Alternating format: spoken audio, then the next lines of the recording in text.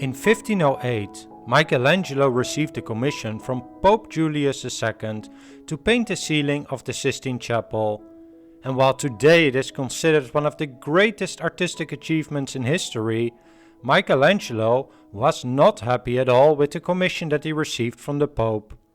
He was primarily a sculptor and not a painter, and he had hoped to sculpt an enormous tomb for the Pope. But the Pope had changed his mind, and it was not done to refuse the request of the Pope. Michelangelo was instead about to spend the next 4 years of his life in the Sistine Chapel. The Pope had given him a fairly generous contract. The total compensation was 3,000 scudi, comparable with about $600,000 today, though Michelangelo had to use the money also to buy all the materials he needed and pay his large team of assistants.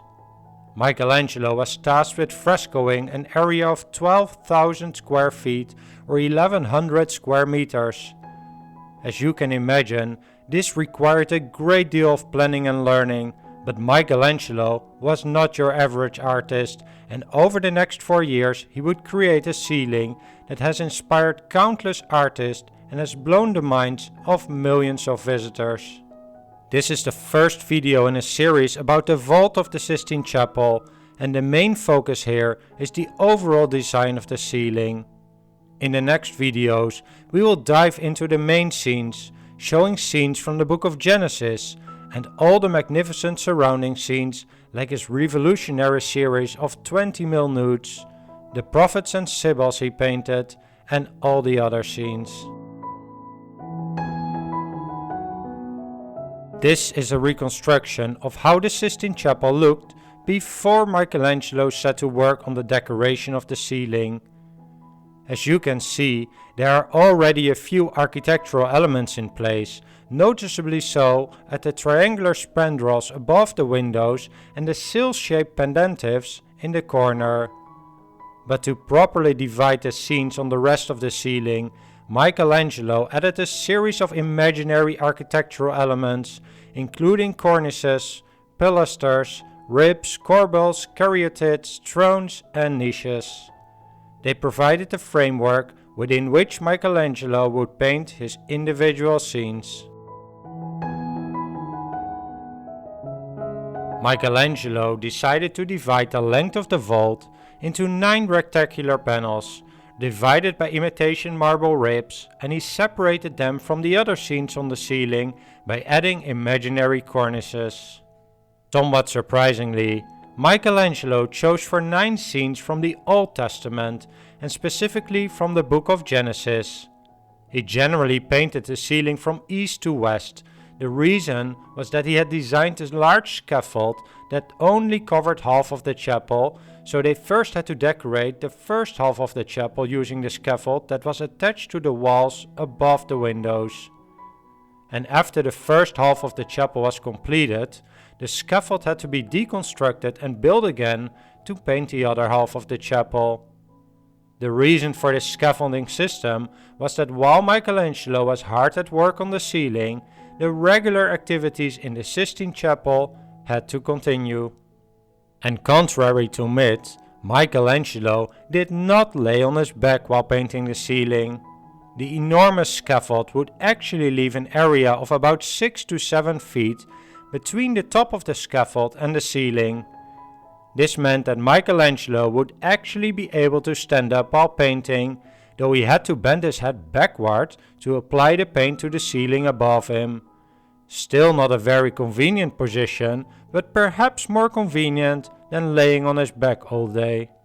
So let's look at the 9 scenes he painted, which are largely chronological, starting from the wall where he would later paint his enormous fresco of the Last Judgment. The first 5 scenes deal with the creation as described in the first chapter of the book of Genesis. It starts with God dividing the light from the darkness, which you can see here in more detail. It is followed by God creating the sun and the planets, the division of water and earth, the famous creation of Adam, and the creation of Eve. The 6th fresco shows the temptation of Adam and Eve by the serpent, when they both eat the fruits from the forbidden tree, as well as the expulsion from the Garden of Eden by an angel. The last 3 scenes come from the life of Noah and are not chronological. The first one shows a sacrifice of Noah and his family after they survived the Great Flood. This Great Flood, which obviously happened before the previous scene, is painted in the next panel of the vault, and the last scene shows the drunkenness of Noah. So that gives you a basic overview of the ceiling. And while these scenes may be largely chronological, Michelangelo did not paint them in this order. He actually started with the fresco of the Great Flood.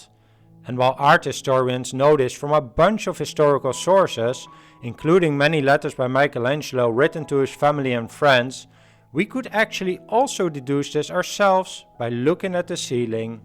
When Michelangelo started his work in the Sistine Chapel, he was quite unexperienced in painting frescoes, let alone in painting them on a 68 feet or 20 meter high ceiling.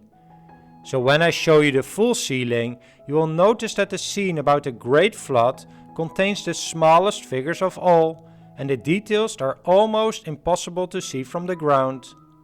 After completing this first scene, Michelangelo realized this to some extent, and you can see that the figures in the surrounding scenes of Noah are already a bit bigger. The real moment of revelation came after he finished the first half of the ceiling. The scaffold was taken out, and people, including Michelangelo, could admire the ceiling for the first time from the floor of the Sistine Chapel. While he received a lot of praise for his incredible work, Michelangelo realized more than ever that he should make the design of the remaining 4 frescoes simpler and that he should drastically increase the size of his figures. After the scaffold for the second part of the ceiling was set up, the first scene he created was the creation of Adam, and you can see how much bigger the main figures in this work are than in his earlier frescoes. The scenes from the Old Testament are flanked by a pretty unique series of so-called Ignudi. They were probably the elements that Michelangelo enjoyed creating the most. A sculptor at heart, these nude figures at times look more like sculptures than figures in other paintings, and Michelangelo created them in all sorts of complicated poses. In total, there are 20 Ignudi, each of them about 6 feet high, and many of them inspired by the poses used in ancient statues and reliefs. Each of the Ignudi is holding a bronze panel. Michelangelo's initial idea may have been to create angels instead, but he took their wings away, creating his iconic nudes, which he also liked to sculpt during his life. The main scenes of the Old Testament and the Ignudi are separated from the rest of the ceiling by some imaginary architectural elements, largely painted by his large team of assistants. On the outside of the ceiling, at the bottom and top, we can see 8 triangular elements called spandrels, where Michelangelo painted some family scenes. Surrounding these spandrels are the images of several prophets from the Old Testament, including the likes of Daniel, Ezekiel, Isaiah, Jeremiah, Joel, Jonah, and Zechariah. And in between them are also several female figures called sibyls, which were mythological soothsayers who were generally accepted as important sources by some biblical scholars. You can see how these spandrels, prophets and sibyls are more colorful than the scenes in the center of the ceiling, and I will dive into the reason for that in one of the follow-up videos on the Sistine Chapel. One element not to be missed are the triangular areas in the corners of the ceiling. These are called pendentives, and these scenes are pretty impressive. They show scenes related to Judith and Holofernes, David slaying the giant Goliath, the story of Moses and the brazen serpent, and the punishment of Haman. The final element that Michelangelo painted were the lunettes, the half-moon shaped scenes at the top, bottom and left side of the image. They don't appear at the right side, as Michelangelo would later paint there his enormous fresco of the Last Judgment. The big difference with the other scenes discussed so far is that these lunettes are not part of the ceiling but are actually at the top of the walls. This meant that Michelangelo did not have to arch backwards on the scaffold but could paint them just normally in a comfortable standing position.